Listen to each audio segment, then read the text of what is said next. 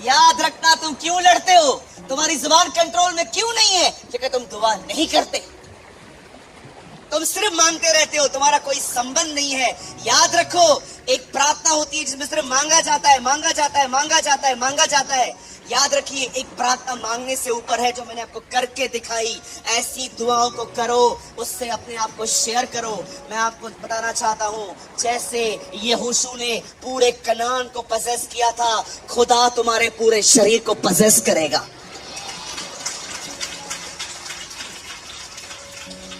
आज क्यों प्रेयर करने के बाद भी लोगों में चेंजेस नहीं है, क्योंकि वो सिर्फ मांगते रहते हैं, वो अपने बारे में खुदा से कोई बात ही नहीं करते, सिर्फ मांगते रहते, Lord give me this, give me this, give me this, give me this. अच्छा, जैसे ही आमीन बोल दिया, प्रभु कहता है ओके लिस्ट कंप्लीट हो गया, चल अभी कुछ बात करना है। मैं बात क्या करूं प्रभु, मेरे को तो प्रार्थना नहीं करती, असल में ये समझा। कभी आपने सोचा है इस बारे में? जिसे प्रार्थना की उसने कहा तलवार अंदर रखो, वो चुपचाप से मरने के लिए चला गया था। लेकिन जो दुआ नहीं कर रहे थे उन्होंने तलवारें निकाली। कभी आपने सोचा है, कोई तुम्हें कहता है जब तक तुम उसको न सुनाओ तुम्हें नींद नहीं आती, इतना घटिया नेचर क्यों है तुम्हारा? मैं क्यों सहूं? तुम्हें सहने के लिए ही बुलाया गया है। आमेन। देखना एक वचन, एक वर्ड लगाइए, आप लोग मत खोलिए प्लीज। सी है, यहां देखो 12:2। बहुत लोग कहते हैं ना मैं क्यों सहूं। Don't behave like non Christians. 12:2 Hebrews, यहां देखिए, बाइबल मत खोलिए। Thank you Jesus. देखो, और विश्वास के कर्ता और सिद्ध करने वाले यीशु की ओर ताकते रहें। क्या ताकू प्रभु?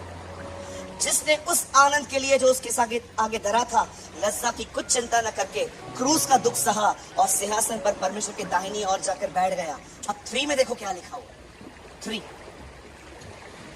इसीलिए उस पर ध्यान दो जिसने अपने विरोध में पापियों का इतना वाद विवाद सह लिया कि तुम निराश होकर साहस न छोड़ो।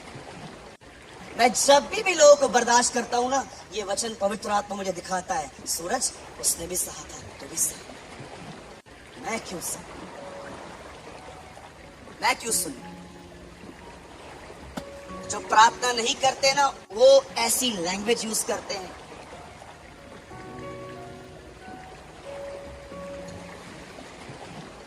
Show your righteousness with your fruits. अपनी धार्मिकता को फलों में दिखाओ। कभी आपने सोचा है क्यों यीशु ने कहा कि तुम प्रार्थना करो? यीशु जानता था क्या होने वाला है, वो अच्छे से जानता था कि क्या होने वाला है, इसीलिए वो चाहता था कि ये लोग खड़े रहे, लेकिन सब भाग गए। जो प्रार्थना कर रहा था वो क्रूस पे मरा, जो नहीं कर रहे थे वो तलवारें निकाली। मैं कभी कभी पूछता हूँ, खुदा कुछ लोग दुआ करते हैं, चेंज क्यों नहीं होते? मुझे प्रभु पता है क्या बोल रहा था, आप सूरज, इनको पता है एक्चुअली दुआ है क्या, इनको पता है दुआ सिर्फ मांगना है, उसके बाद अपने आप को मुझसे शेयर करना इन्हें नहीं आता। They never share themselves. जानते हो प्रार्थना क्यों करनी जरूरी है? क्यों जरूरी है?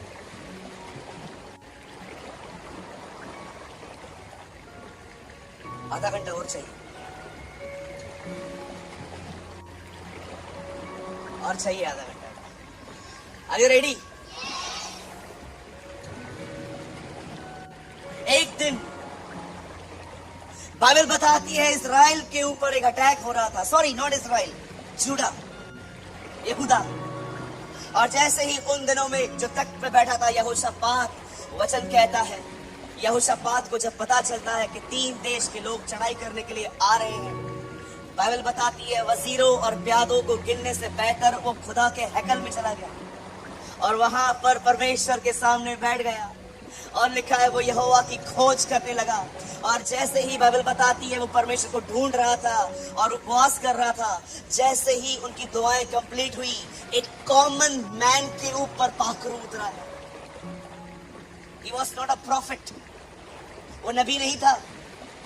यही चिल एक लड़का था वहां पर। मैं आपको कभी उसकी पूरी स्टोरी बताऊंगा, मैंने उसके लिए पढ़ा है। कौन था वो बंदा, कुछ ऐतिहासिक किताबों में से मैंने उसके लिए पढ़ा। भले ही वो सामने नहीं आता था, पर खुदा से जुड़ा हुआ व्यक्ति था वो। ऐसे बहुत से लोग होते थे यीशु की सेवकाइयों में, जो मैं बिलीव करता हूँ भले ही वो 12 में नहीं गिने गए, लेकिन वो खुदा से जुड़े हुए रहते थे। आप जानते हो, जब इस आदमी के ऊपर आत्मा उतरा, तब इस आदमी ने यहोशापात से खड़े होकर कहा, हे यहोशापात, हे यहूदा, हे लोगों, ध्यान दो। और जैसे ही उन्होंने उसके ऊपर ध्यान किया, मैं तुम्हें कहना चाहता हूं, वो भीड़ जो तुम्हारे सामने आ रही है, उनसे मत डरो। यहोवा तुम्हारे लिए लड़ेगा। God will fight for you। कल तुम लड़ने के लिए जाना और तुम देख लेना, तुम वहां पर लड़ोगे नहीं, तुम अपना बचाव देखोगे। और वचन कहता है यहोशापात जीता। एक दिन नेमिया को पता चलता है कि यरूशलेम की दीवारें गिर गई। वो जानता था कि जिस काम को वो कर रहा है, वहां पर छुट्टियां मिलना बड़ा डिफिकल्ट था। He was a government servant, वो एक सरकारी नौकर था, और वो जानता था कि छुट्टियां बरोबर नहीं मिलेंगी। लेकिन उसने प्रार्थना की, प्रभु मुझे जाने दे वहां पर। जब राजा उससे पूछता है तेरा मन उदास क्यों है, तो बोलता है मेरे पुरखों का नगर जला हुआ है, तो मैं क्या उदास करूं। What a man of God। कोई दुख नहीं है इसको पर्सनली। कोई है यहाँ पर जो खुदा की कलीसिया के लिए रोता है? लॉर्ड, निकलो स्वार्थियों अपने जीवन से, सिर्फ मैं थोड़ा आसपास भी नजर घुमाओ। तुमसे ज्यादा दुखी लोग, उनके दुखों को अपने हृदय में लेके खुदा के पास जाना सीखो। सिर्फ मैं, मेरा बच्चा, मेरी पढ़ाई, मेरा जॉब, मैं। अरे तुम्हारा सबसे बड़ा प्रॉब्लम ही मैं है। मैं, मेरा काम, मैं। खुदा ने तुम्हें भेड़ बनाया था, पर कुछ लोग बकरियां बन गए हैं।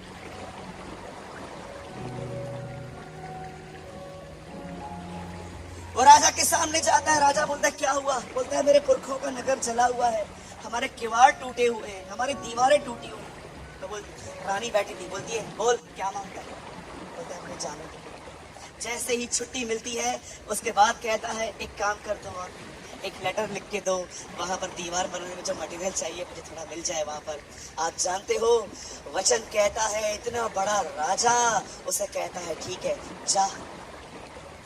और नेमिया जाता है और वहां पर दीवार बनाता है। एक समय था जब दानियल के समय में लोग दर्शन देखते थे। आप जानते हैं, लोग दानियल के पास आते थे, दानियल दुआएं करके उन्हें उसका अर्थ बताया करता था।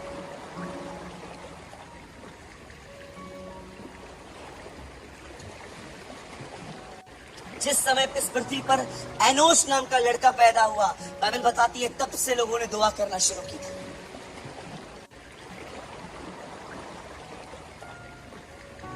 पतरस जेल में था, चर्च का लीडर अंदर था, कलीसिया लो लगाकर प्रार्थना कर रही थी, हे प्रभु पतरस को छुड़ा। वचन कहता है परमेश्वर ने स्वर्गदूत भेजे पतरस को बाहर निकालने के लिए।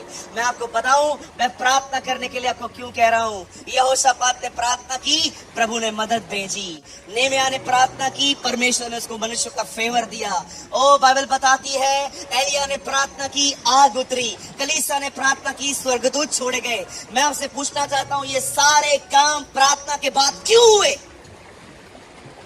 पहले क्यों नहीं हुए? हमेशा याद रखना, प्रार्थना सिर्फ मांगना नहीं है, प्रार्थना आपको परमेश्वर के साथ जोड़ देती है। वो आपको खुदा के अंदर ले जाती है, वो चमत्कार करवाती है, वो उसे मिरेकल करवाती है। मैंने एक दिन प्रभु से पूछा था, प्रभु आपने क्यों कहा निरंतर प्रार्थना करो? सूरज, प्रार्थना तुझे मेरे अंदर ले आती, मेरे अंदर। आप उसमें रहते हो, वो आप में रहता है। आज मैं आपसे पूछना चाहता हूं, क्या है आपकी प्रार्थना? यही गाड़ी दे, बंगला दे, ये दे, वो दे, ये दे। कितनी लोअर स्टैंडर्ड लाइफ है आपकी। बस यही प्रार्थना। कभी आपने सोचा है जितना मुझे बदलना चाहिए था मैं उतना क्यों नहीं बदल पा रहा हूं? क्यों? क्योंकि तुम्हारी प्रार्थना यहीं पर है। बस ओ प्रभु, ये चाहिए, वो चाहिए, वो चाहिए। कितने लोग हैं जो उससे आगे जाते हैं, शेयरिंग करते हैं, मिक्स होते हैं उसके साथ।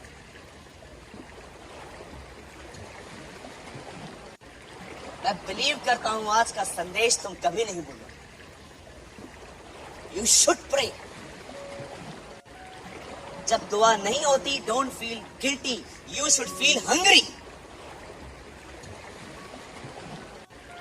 यीशु को देखा आपने? अब मैं नहीं कह रहा हूं ये बाइबल में है, लेकिन ये मेरे वर्ड्स हैं। दुआओं का बेटा है। आपको पता है, दुआओं का बेटा है। लोग उसके आने के लिए दुआएं करते थे। एक औरत जो 80 साल से विधवा थी, वो उपवास करती थी कि मसीह आए। शिमोन बूढ़ा दुआएं करता था। मैंने अपनी बाइबल में उसके लिए लिखा है, तो दुआओं का बेटा, दुआओं से आया है तू। मैं जानता हूं तेरे लिए भविष्यवाणी भी थी, लेकिन तू दुआओं के लिए। मैं जब ये वचनों को पढ़ता हूं, प्रभु मुझे कह रहे थे, ओके देख, मेरे पहली बार आने के लिए दुआएं की गई थी, अब तू मेरे दोबारा आने के लिए दुआएं कर। ओ जीसस।